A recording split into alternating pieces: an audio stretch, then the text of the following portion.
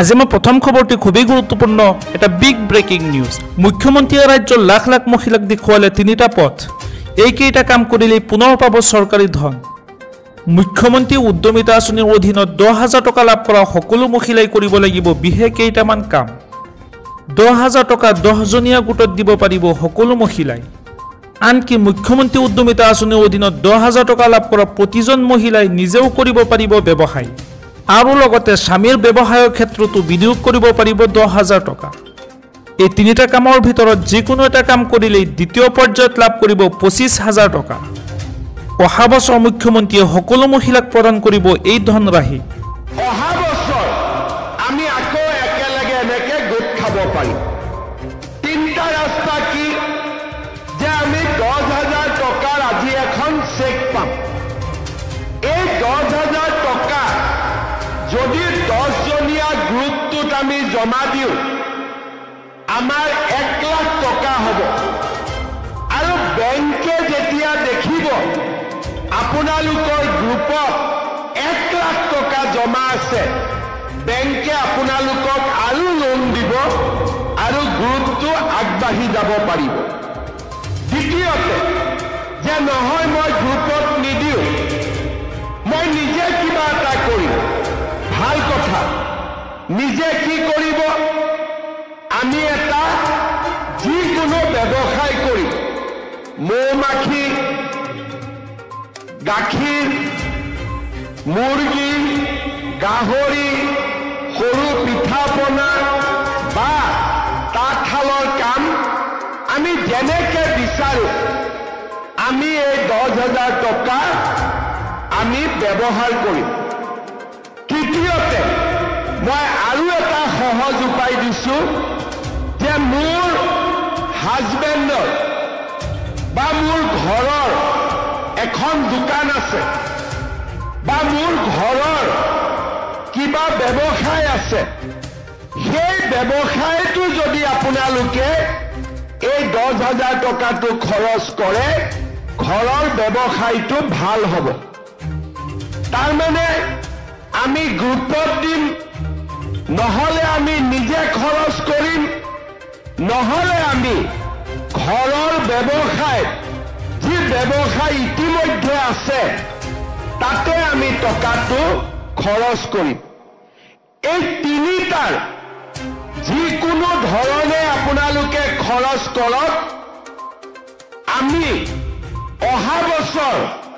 আপোনালোকক আকৌ 25,000 টকাকৈ আমি আপোনালোকক দিয়াৰ ব্যৱস্থা কৰিম এটা বিগ ব্ৰেকিং নিউজ এতিয়াৰে পৰা ডাইৰেক্ট কানেক্ট কৰিব পাৰিব মুখ্যমন্ত্ৰীক আপোনাৰ যিকোনো সমস্যা দুৰ্নীতি গোচৰ দিবলৈ আহি গ'ল কেইবাটাও হেণ্ডেল লগে লগে হ'ব একশ্যন হয় দৰ্শকসকল এতিয়াৰে পৰা আপোনাৰ চিন্তাৰ কোনো কাৰণ নাই ডাইৰেক্ট কানেক্ট কৰিব পাৰিব মুখ্যমন্ত্ৰীক যদি কোনো আপোনাৰ সমস্যা হয় তেন্তে লগে লগে দিব পাৰিব অভিযোগ আপুনি সন্মুখীন হোৱা যিকোনো ধৰণৰ সমস্যা দুৰ্নীতি বিষয়ে দিয়ক অভিযোগ লগে লগে হ'ব একশ্যন প্ৰতিশ্ৰুতি দিছে মুখ্যমন্ত্ৰী ডক্টৰ হিমন্ত বিশ্ব শৰ্মাই যিকোনো দুৰ্নীতি গোচৰ এতিয়াৰ পৰা পোনপটীয়াকৈ মুখ্যমন্ত্ৰীক দিব পাৰিব আপুনি চৰকাৰী কাৰ্যালয়ত যদি আপোনাৰ কাম কৰা নাই পোনপটীয়াকৈ মুখ্যমন্ত্ৰী ডক্টৰ হিমন্ত বিশ্ব শৰ্মাক জনাব পাৰিব আনহাতে কোনো সমস্যাৰ সমাধান বিচাৰিও পোনপটীয়াকৈ যোগাযোগ কৰিব পাৰিব মুখ্যমন্ত্ৰীৰ সৈতে চৰকাৰে সামাজিক মাধ্যমৰ বাবে প্ৰকাশ কৰিলে কেইবাটাও হেণ্ডেল ইতিমধ্যে কানেক্ট চিফ মিনিষ্টাৰ আছাম মুকলি কৰা হ'ল জনতাৰ বাবে আপোনাৰ যিকোনো সমস্যাৰ বাবে ফেচবুক অথবা ইনষ্টাগ্ৰামৰ জৰিয়তে পোনপটীয়াকৈ এই কথা জনাব পাৰিব মুখ্যমন্ত্ৰী আনকি ইমেইলৰ জৰিয়তেও সকলো কথা জনাব পাৰিব মুখ্যমন্ত্ৰী ডক্টৰ হিমন্ত বিশ্ব শৰ্মাৰ এটা বিগ ব্ৰেকিং নিউজ এতিয়াৰে পৰা ডাইৰেক্ট কানেক্ট কৰিব পাৰিব মুখ্যমন্ত্ৰীক আপোনাৰ যিকোনো সমস্যা দুৰ্নীতি গোচৰ দিবলৈ আহি গ'ল কেইবাটাও হেণ্ডেল লগে লগে হ'ব একশ্যন